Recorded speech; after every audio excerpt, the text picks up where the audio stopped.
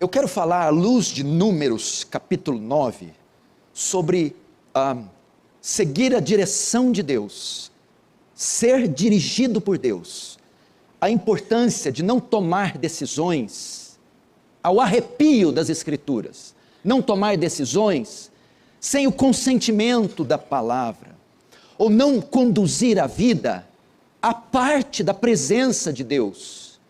Nós somos como ovelhas, porque a Bíblia faz um paralelo de nós, usa a metáfora da ovelha para se referir a nós, porque ela é um animal indefeso, ela não tem muito senso de direção, de instinto, ela necessita de um pastor que não só proteja, dê pastagem, mas que a conduza. Da mesma sorte, nós também somos essas ovelhas frágeis e sensíveis, que precisamos da guia do pastor e do cajado, para nos guiar neste mundo. Então não podemos dar o luxo de conduzir nossas vidas conforme a nossa própria vontade. Temos que sujeitar a nossa vontade à vontade de Deus e permitir que Ele conduza as nossas vidas. E é assim que nós vamos triunfar aqui nessa terra. E a maneira correta de conduzir e de nós lidarmos com o nosso futuro, você tem ideia o que vai ser daqui a um mês? Você não sabe, daqui a uma semana? Daqui a um ano, você tem ideia o que esse mundo vai se transformar, a sociedade, a cultura, o mercado financeiro? Você não tem ideia. Então você não pode dar o luxo, você precisa lidar corretamente com o seu futuro e com todos os desafios daqui para frente. E a maneira correta de fazer isso é sermos dirigidos, guiados pelo Senhor. Nós necessitamos, igreja, nos submetermos as direções que Deus dá através da sua palavra, do seu Espírito e da sua igreja. Quantos irmãos estão quebrando a cara por se conduzirem sozinhos? Quantas pessoas estão demorando tempo demais para chegar no alvo, para terminar o percurso, para concluir algo, porque decidiram fazer isso sozinho? É necessário se sujeitar à direção de Deus, se você quer caminhar triunfante, se você quer superar os obstáculos que virão na sua vida, se você quiser ter bons prognósticos para o futuro, solte as rédeas da sua vida e as coloque na mão de Deus. Deixe de guiar você próprio, a sua vida. Você não tem competência para fazê-lo à parte de Deus, sem o Senhor. Você precisa do Senhor. E nesse sentido, não existe texto melhor para mostrar isso que Números 9. Preste atenção. Vamos para o pano de fundo. O que está acontecendo aqui? Israel tinha saído do Egito, depois de 400 anos de cativeiro. Só um pouquinho o retorno, João, aumenta 1 milímetro. E agora, Israel precisava chegar até Canaã. Entretanto, entre o Egito e Canaã, tinha um longo percurso, eles tinham que atravessar o deserto do Sinai. E eles não poderiam fazer isso sozinhos, eles não poderiam fazer o tráfico, se conduzirem até Canaã sozinhos, eles necessitavam da direção de Deus para isso. Necessitavam que Deus os guiasse, porque de outra forma eles não conseguiriam chegar, eles se perderiam no caminho, eles morreriam, eles não concluiriam o trajeto. E é isso que vamos ver. O primeiro ponto da minha mensagem é o quê?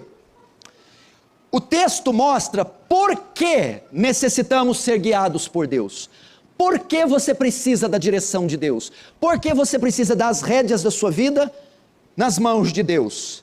Primeiro, por causa do ambiente que vivemos.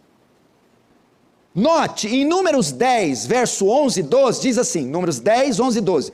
Aconteceu no ano segundo, no segundo mês, aos 20 do mês, que a nuvem se ergueu sobre o tabernáculo da congregação. E os filhos de Israel puseram-se em marcha do deserto do Sinai. Veja só, o deserto do Sinai possuía 60 mil quilômetros quadrados. Era o lugar que eles iam passar. Era um local cheio de filisteus, os inimigos de Israel, cheio de fortalezas egípcias, um lugar cheio de serpentes e escorpiões. E eles para chegar em Canaã tinham que atravessar aquilo, mas não havia placas, não havia bússola, não havia nada que os norteasse. Eles tinham que andar à deriva em um mar de areia, cheio de armadilhas, e não poderiam fazer isso sozinhos. Por isso necessitavam o retorno, que alguém os guiasse, que o Senhor os guiasse, porque eles poderiam se perder, não havendo sinalização. Eles poderiam dar de cara com um exército inimigo e serem todos mortos no deserto. Eles poderiam cair em alguma armadilha e serem pegos. Então havia muitos perigos, de modo que eles jamais conseguiriam atravessar sozinhos. Queridos irmãos, aqui está mostrando por que necessitamos que Deus nos conduza, por causa do ambiente que vivemos. O deserto é um tipo dessa sociedade caída, é um tipo desse mundo perdido. A igreja, ela está inserida em um mundo perverso, cheio de armadilhas, um mundo que é hostil à presença dela aqui. E ela precisa ser norteada. A igreja vive num campo minado, num contexto que todos querem tragá-la. Ela precisa ser norteada, dirigida. Você precisa entender isso. Nós somos a instituição mais odiada da terra. Esse mundo não foi feito para nós. A igreja é estranha a esse mundo. E ela está cercada de perigos, de escuridão, de trevas. E ela não pode dar um vacilo. Você, meu irmão, não pode correr o risco de dar um vacilo. Você pode ser pego. Você pode cair em tentação, você pode entrar em uma trama, em uma aliança, em uma sociedade espúria, você pode fechar contratos e negócios sujos e ser enganado, você pode cair em um jogo, em uma conspiração, e você pode ser pego. Portanto, precisamos do Senhor nos dirigindo. Que decisão tomar, Senhor? Que caminho seguir? Quando prosseguir? Quando recuar? Quando atacar? Quando defender? Conduze-nos nessa escuridão. Então aqui, primeiro mostra por que necessitamos o ambiente que vivemos. Segundo, mostra que em razão de vivermos no ambiente que vivemos, não temos condição de caminhar sozinhos. Você precisa admitir a sua incapacidade de conduzir-se sozinho em um mundo como esse. Provérbios diz: não seja sábio aos seus próprios olhos. A sabedoria não nasceu com você e ela não vai morrer com você. Não pense que você sabe tudo. Você não sabe. Cuidado com a soberba e com a arrogância. O fato de Deus revelar o ambiente que vivemos, também revela que não temos condição de caminhar sozinhos. Israel precisava ser guiado por Deus, porque era impossível viver e caminhar no deserto sem direção. Nesse sentido, aqui aponta para outra coisa. Esse é um tipo de mundo, de sociedade, que nós não podemos dar o luxo de ser guiados por Freud, pela cultura caída. Nós não podemos ser guiados por mentes mortas. Isaías capítulo 8 diz assim, o Senhor está repreendendo a nação e está dizendo: consultarão os mortos em favor dos vivos? A lei e o testemunho. Se vocês não falarem conforme essa palavra, jamais verão a alva. O que é isso? A nação de Israel estava consultando pagãos. Os vivos, os salvos, os que têm o Espírito Santo. Estava consultando os mortos, os condenados, os pagãos. E o Senhor repreende: vocês consultarão os mortos em favor dos vivos? Vocês deixarão os mortos espirituais da cultura caída, da psicologia caída, das ciências humanas ou do humanismo secular caído, dirigirem o seu casamento, seus filhos, seus negócios? A lei e o testemunho. O que é isso? A palavra. O Senhor que tem que conduzir.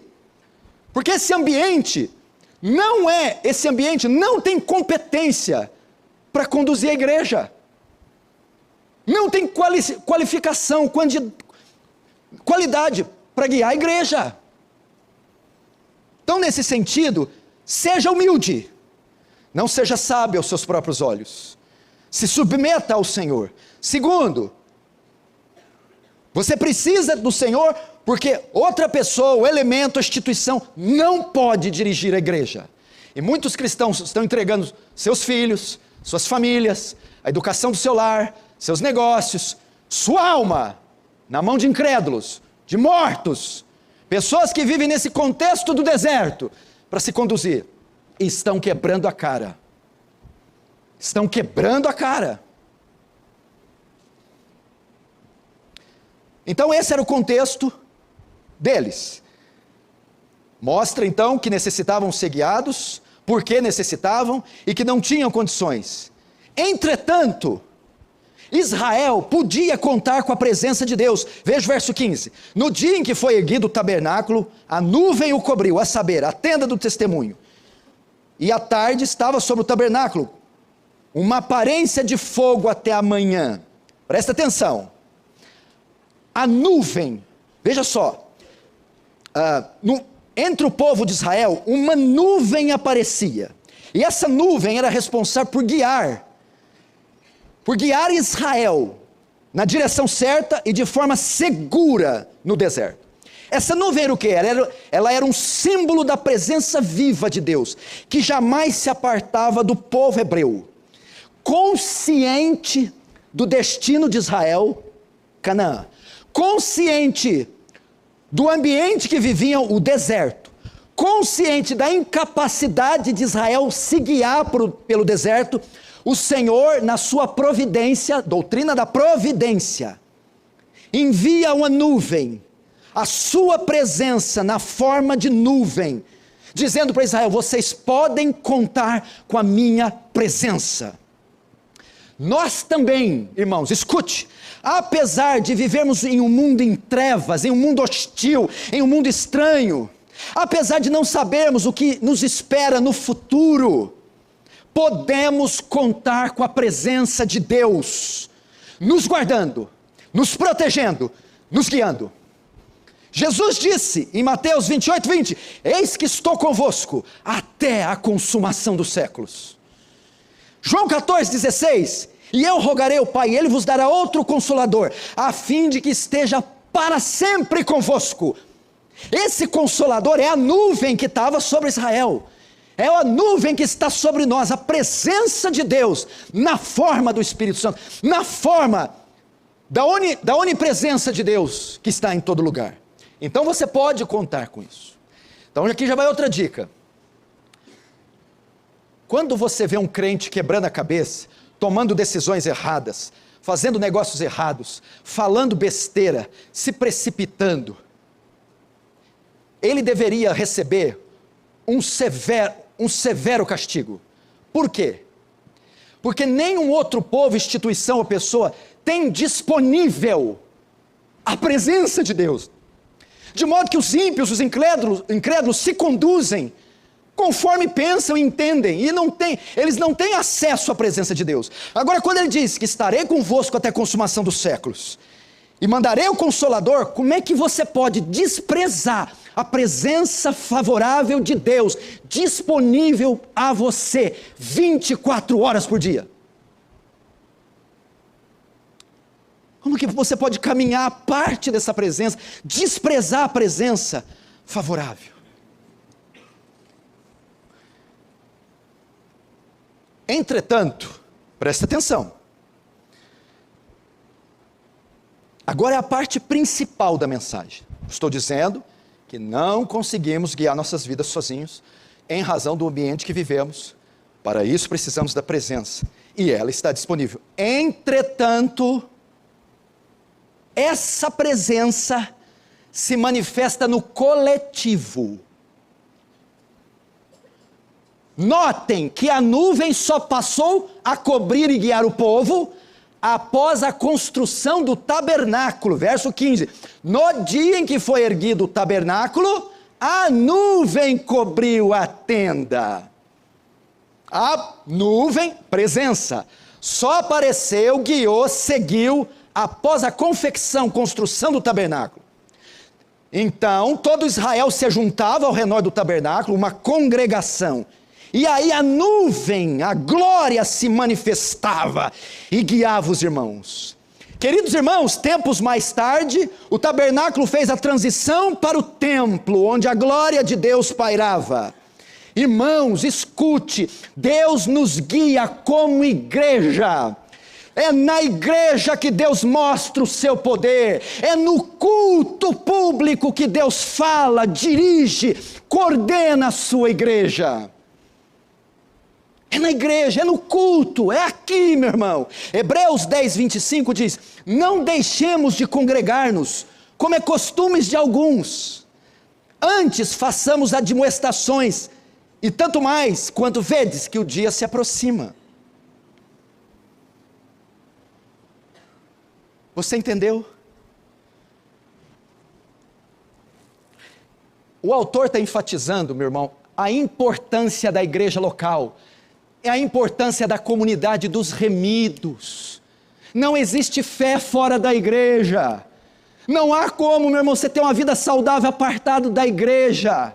É nesse ajuntamento solene, é na comunhão semanal com os santos, é viver na vida desse organismo vivo, que o membro tem saúde, é no culto público que ele ouve o sermão, ele é exortado, consolado, dirigido, doutrinado, guiado, e ele sai equipado, preparado, estruturado para enfrentar a vida lá fora, porque a nuvem simbolicamente paira sobre a igreja. Salmo 73, verso 2 e 17, diz assim, quanto a mim, salmista, quase tropecei, meus pés quase se desviaram, ele estava confuso, com a prosperidade do ímpio, ele não sabia o que fazer, foi então, até que entrei no santuário, e atinei com o fim deles. Quando eu fui para a igreja, para o culto, aí eu entendi, Deus falou comigo, Deus me dirigiu.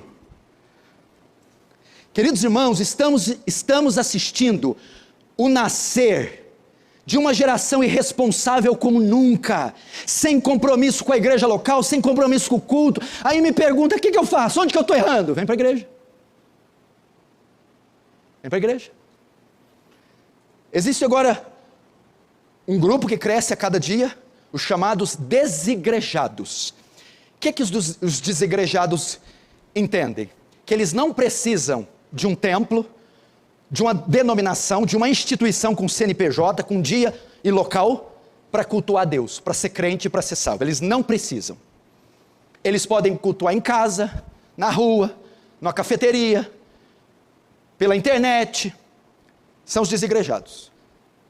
E tem dois tipos de desigrejados. O primeiro é aquele que não encontra uma igreja bíblica na sua cidade.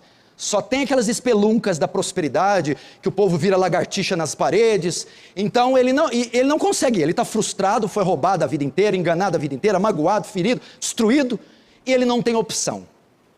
Para salvar a alma dele, o que ele faz?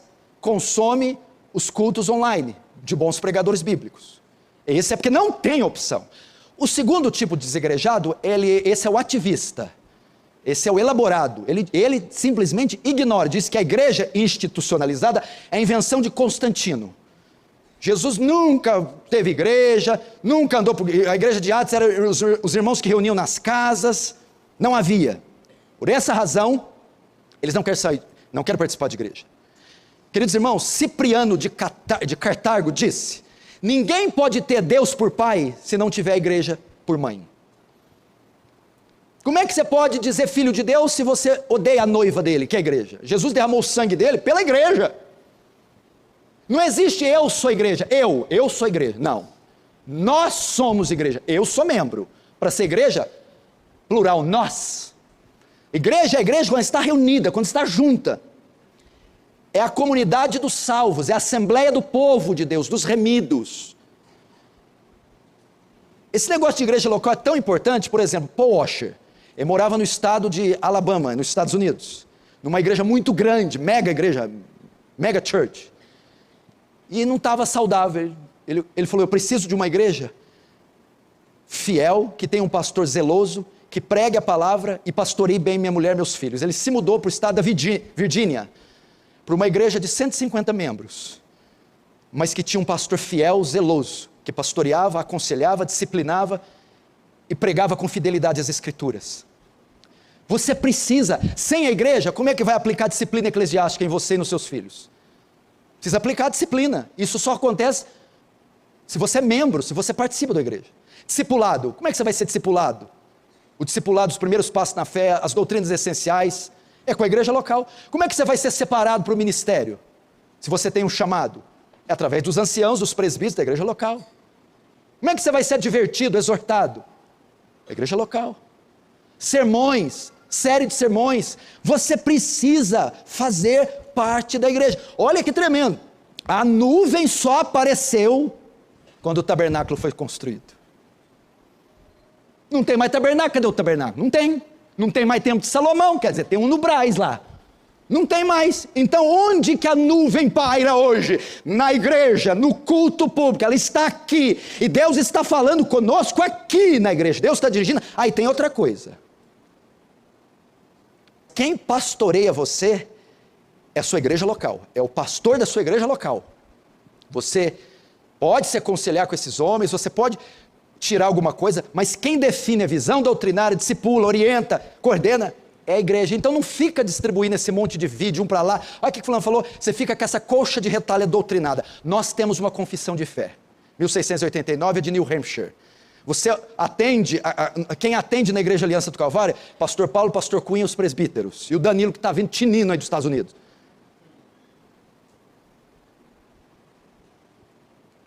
Que mais? Igreja local, estou falando da importância. Então, você que vem só de 15 em 15 dias, experimenta tomar banho só de 15 em 15 dias. Tem uns que já experimentam, né? Amém. Haja Rexona. Talvez até de celular, dá uma fungada forte que você pega alguma coisa. Tenta comer de 15 em 15 dias, beber água de 15 em 15 dias, mas na igreja pode. Que mais? Essa presença se manifesta no coletivo. Segundo, Deus usa a liderança para guiar o seu povo. Veja o verso 23. Segundo o mandato do Senhor, se acampava, e segundo o mandato do Senhor, se punha em marcha, cumpriam o seu dever para com o Senhor, segundo a ordem do Senhor, por intermédio de Moisés. Notem, o que Deus fazia por intermédio de Moisés? Guiava o povo, conduzia o povo, dava ordem para o povo. Deus usava o líder Moisés para guiar o seu povo no deserto. Deus, presta atenção, Deus é espírito, não é? Cadê ele? Eu não vi em Deus, eu não peguei em Deus, não tem jeito. Deus é um espírito invisível, onipotente, onisciente, onipresente e transcendente. Mas quando Deus se manifesta é através dos seus instrumentos. Através da instrumentalidade de Charles Spurgeon, instrumentalidade de Jonathan Edwards, a instrumentalidade de Jeremias, Isaías, e aqui a instrumentalidade de Moisés. Portanto, como Deus guia a sua vida? Através dos seus pastores, presbíteros e anciãos. Irmãos, prestem conta das suas vidas. Tem irmãos que a gente não tem a menor ideia onde estão, quem são, o que estão fazendo, e só aparece quando vem aos pedaços, aos frangalhos. Me acode, pastor, o diabo me sapecou. Presta contas, busca conselhos. Hebreus 13:17 diz: obedecei a vossos líderes e sede submissos para com eles, pois velam por vossa alma. Provérbios 15:22, onde não há conselho, fracassam os projetos, mas com muitos conselheiros, há bom êxito. Provérbios 24:6, porque com conselhos prudentes tu farás a guerra, e na multidão de conselheiros está a vitória. Você quer a sua vida dirigida? Eu quero que Deus fale comigo, eu quero que Deus guie a minha vida, eu quero que Deus me dê discernimento, que Deus revele algo para mim. Pois não, vamos lá, como? Eu te dou a resposta, através da igreja, o culto, o sermão dominical, a comunhão, o koinonia, o relacionamento orgânico com esse corpo vivo. Segundo, eu quero que Deus me dirija, me dê instruções, fale comigo. Sim, através da liderança, aconselhamento, discipulado, correção, disciplina, confissão de pecado, é assim. Eu e os pastores, a gente vive se aconselhando mutuamente, abrindo o coração com o outro, buscando tomar decisões com a opinião uns dos outros. E o texto diz aqui, ó, por intermédio de Moisés, presta atenção, mais uma vez, Deus enfatiza o coletivo. Por quê? Por quê, Gustavo? Porque certas coisas não conseguimos fazer sozinhos. Estamos diante de uma geração individualista como nunca, que faz tudo sozinha, que não pede conselho de ninguém, aprovação de ninguém, é o carreira solo. Eu falei aqui o dia que eu preguei, o pastor Danilo está lá, vai completar um ano que ele está no Puritan Seminar Reformed, está lá, em Grand Rapids, em Michigan, está estudando a maior faculdade de teologia da Via Láctea. Professores da mais alta patente, tem como seu conselheiro o Dr. Joel Robert Bick, só, The Last Puritan, o último puritano vivo, está lá, chamaram para jogar no Real Madrid, no Barcelona, Pepe Guardiola é o técnico dele, mandou uma mensagem para mim, estou estudando aqui, mas o meu pastor é o senhor, pastor Paulo,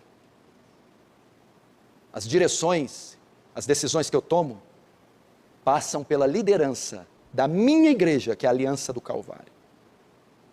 Só o que o Danilo esqueceu, eu nunca vou aprender. Só o que ele já esqueceu. Você tem uma ideia? Mas é o que? Princípio. Não fazemos nada sozinhos. Deus estabeleceu que o organismo funcione em perfeita harmonia quando eles estiverem conectados uns nos outros, a cabeça no seu lugar, os ombros, o quadril, o tórax, os dedos, os pés, e isso faz ele andar e caminhar em perfeita harmonia. Então nós precisamos de uns dos outros. Talvez você os pés, mas você precisa dos punhos. Talvez os punhos precisam da cabeça, e a cabeça precisa do tórax. Capite? Sexto, estou terminando.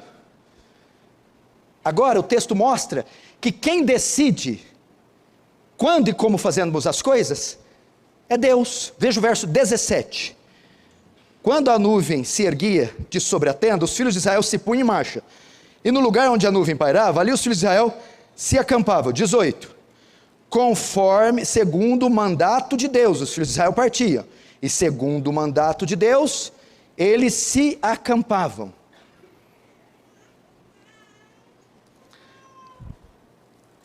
No verso 19 e 20, encontramos o termo ordem.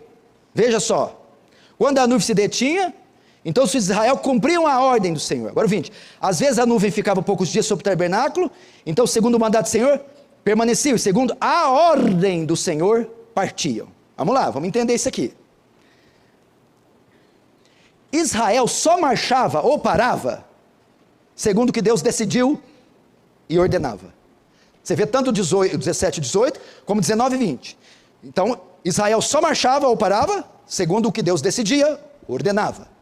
Deus é quem determinava se eles iam, se eles ficavam. Para onde iam? Se iam ou se recuavam.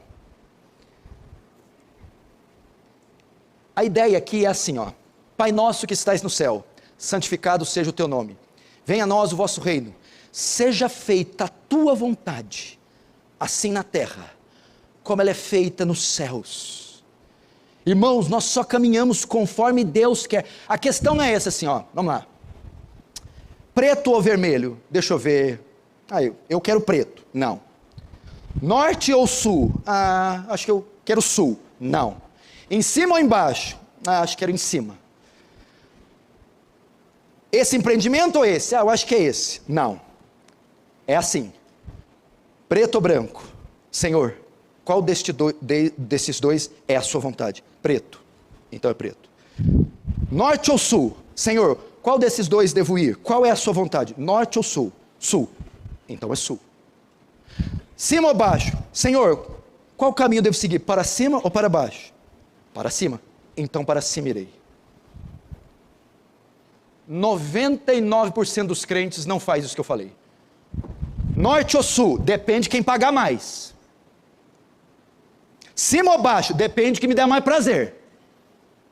Preto ou branco? Depende do que tiver valor de troca maior.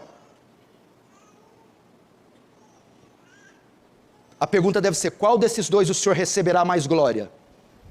Qual desses caminhos me santificará e me deixará mais próximo do Senhor? Qual desses ajudará o avanço do seu reino? Qual desses será melhor para a minha família?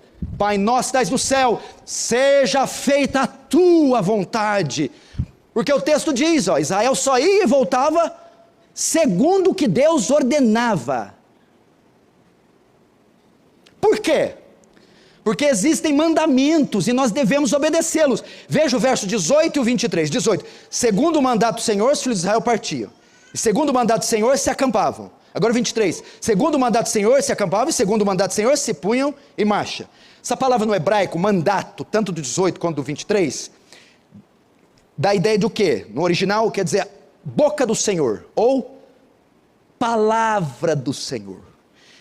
Então nós caminhamos conforme a palavra revelada do Senhor. Naquela época, onde estava a palavra de Deus? Estava registrada? Não. Como ela era revelada? Da própria boca. O Senhor falava, ou eles ouviam. Então vamos aqui. E hoje? Nós andamos conforme a palavra de Deus revelada. E Deus falou. Onde que ela caiu? Está aqui. O que o Senhor está querendo dizer? Que nós tomamos decisões segundo a palavra revelada, registrada de Deus. O código de ética, prática, de fé do povo de Deus está aqui. Olha a grossura desse negócio. Acho que não tem todas as respostas que a gente quer? Está aqui. Havia preceitos a serem obedecidos para uma jornada segura. Israel, se quisesse concluir, deveria obedecê-los. Irmãos, escute, olhe para mim. Você que está me assistindo, a única maneira de prevalecermos nos próximos anos, de vencermos os obstáculos, os inimigos, os gigantes, de prosperarmos e triunfarmos, é andando em obediência a Deus, a nuvem de Deus, manifestada na igreja, através da liderança e através da sua palavra. Difícil? Está aqui Humberto. Humberto trabalhou na Mitsubishi, na Ferrari, na Lamborghini, na NASA. Trabalhou. Quando você chegou para mexer no seu primeiro Mitsubishi, você foi? Sim? Você nunca viu o carro. Chegou? O cara te deu as ferramentas. Vai lá, filho. O que você fez? Passou por um rigoroso treinamento. Examinou o carro. E todas as vezes que vai mexer, você consulta o manual. Não é isso? Por que a gente tem tanta dificuldade? Aqui o manual do homem. Eu estou tendo dificuldade com os meus filhos.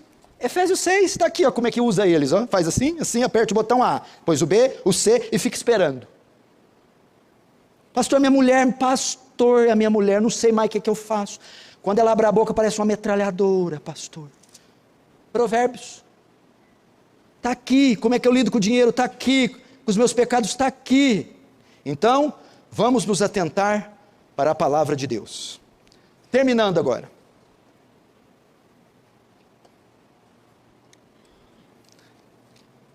Quantos estão entendendo, diz amém.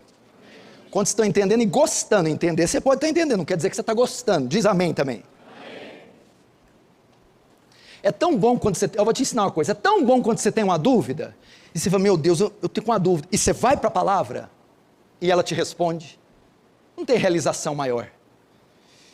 Sétimo, nós temos que aprender que a igreja vive em constante movimento. Olhe para mim, escute. No verso 17, diz que Israel punha em marcha, e depois acampava. No verso 18 diz que os filhos de Israel partiam, depois paravam. No verso 19 diz que a nuvem se detinha muitos dias. No verso 20 diz que a nuvem, às vezes, se detinha poucos dias. No verso 21 diz que a nuvem parava apenas um dia, e após isso partia. E no verso 22 fala que a nuvem parava 2 dias ou até um mês, depois disso eles partiam. O que eu estou querendo dizer com isso? Que aquela nação, aquele acampamento estava em constante movimento. A hora que desacampava, sentava, a nuvem, opa, vamos marchar. Marcha 2 dias, agora para, sentava, ficava uma semana, a nuvem, agora vamos. A hora que acabava de sentar, saía. A hora que saía, sentava. Então ela constantemente estava em movimento, dirigindo. Acampa, marcha, acampa. Acampa 5 dias, marcha 10. Acampa 1, marcha 30. Ela estava em constante movimento. Preste atenção. Nós devemos estar atentos a estes comandos de Deus, tanto para nos mexermos, quanto para ficarmos imóveis. Temos que ficar atentos à voz de Deus, tanto para irmos, quanto para ficarmos, tanto para nos movermos, agirmos, quanto para ficarmos quietos, estáticos. Devemos estar atentos. Você está recebendo um comando hoje, porque Deus ora vai dizer vai, ora Deus vai dizer fica, ora Deus vai dizer mexe-se, ataca, combate, se expõe, ora Deus vai dizer cala-te, aquieta-te. Existem 2 tipos de pessoa na igreja, escute, isso aqui é muito importante. Primeiro, os acomodados, que querem ficar quietinhos, que não se arriscam, e que não gostam de nenhuma mudança. Esses, quando a nuvem diz vai, eles não gostam de ir. Quando Deus mostra, está na hora de mudar, eles não querem mudar. Quando o Senhor dá claros testemunhos, erga-te, mude, passe o bastão, chega, haja, vá. Não, acomodar, deixa eu quietinho aqui, eu quero passar 30 anos, a única coisa que eu quero que mude é a cor do meu cabelo. E o segundo tipo, são aqueles que querem agir precipitadamente. Aqueles que eles convidam para ir na casa deles. Vai, você demora uma semana, você chega lá, não estão lá. Aí você liga, fulano, eu estou aqui, não tem ninguém. Já mudei. Mudou? Aonde? Então, estava no Leporaço, fui para o aeroporto. Vixe. Ah, tá. Se você demorar uma semana, ele já não está lá mais. Você está numa aviação. Tem os precipitados. Aquele que fala assim, pastor, só estou orando, estou pensando em fazer um negócio. Tá, irmão, vamos orar. Passa 3 dias, irmão, estava orando aqui. Já fechei, pastor. Como fechou? Fechei, já vendi de novo, não deu certo. Já estou vendendo laranja lá na feira do rolo. Legal. Os precipitados querem agir. Eu quero ir, eu quero falar, eu vou quebrar tudo. E às vezes tem que ouvir o mandato que Deus vai dizer: quieta-te, cala-te, esconde-te. E quando você sabe isso? A nuvem, o culto, os anciãos, a pregação, você vai ouvir a pregação, o Espírito Santo, os conselhos, vai dizer: levanta, rapaz, deixa de ser mole, vamos, homem. E outro vai dizer: fecha a boca, servo, sossega, irmã. Por quê? Por que é importante a direção de Deus? Porque às vezes Ele vai nos dizer: mexa-se, é preciso mudanças radicais. E nós temos que criar coragem e enfrentar e seguir. Porque no verso 21, ficaram só um dia e rapidamente partiram. E por que, segundo, é importante? Porque às vezes nós queremos lutar, protestar, combater, usar as mídias sociais, fazer acontecer. E Deus vai dizer: aquieta-te. Êxodo 13, 17, 18. Tendo o faraó deixado o povo ir, Deus não levou pelo caminho das terras dos filisteus, posto que era mais perto, pois disse: porventura o povo não se arrependa, vendo a guerra e torne para o Egito. Porém Deus fez rodear pelo caminho do mar, não estava preparado para a luta. Então Deus falou: não vai, fica. Queridos irmãos, Deus vai dizer: é hora de ficar em silêncio. Você pode cair numa armadilha. O inimigo é poderoso. Se você agir assim, você vai ser derrotado. Fique quieto.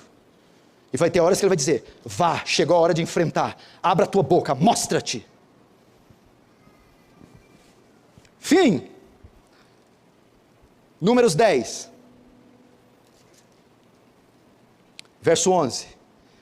Aconteceu no ano segundo No segundo mês, aos 20 do mês, que a nuvem se ergueu de sobre o tabernáculo da congregação. Verso 12, os filhos de Israel puseram-se em marcha do deserto do Sinai, jornada após jornada, e a nuvem repousou no deserto de Parã. Assim, ao 13, pela primeira vez se puseram em marcha, segundo o mandato do Senhor, por intermédio de Moisés. Então, após o mandato do Senhor, a liderança de Moisés e a nuvem, Israel partiu seguro. Você quer partir seguro esse ano? Quer caminhar seguro? Aqui estão os princípios. Vamos fechar os olhos, vamos orar.